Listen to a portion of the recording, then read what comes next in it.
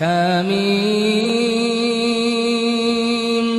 تنزيل الكتاب من الله العزيز العليم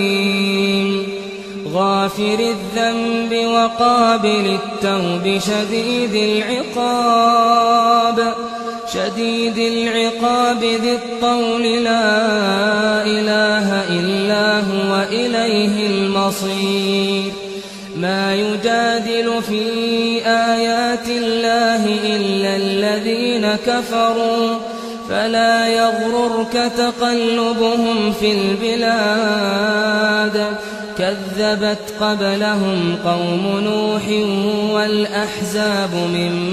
بعدهم وهمت كل أمة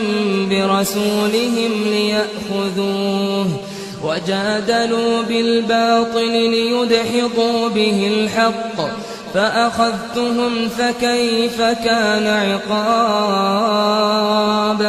وكذلك حقت كلمة ربك على الذين كفروا أنهم أصحاب النار الذين يحملون العرش ومن حوله يسبحون بحمد ربهم ويؤمنون به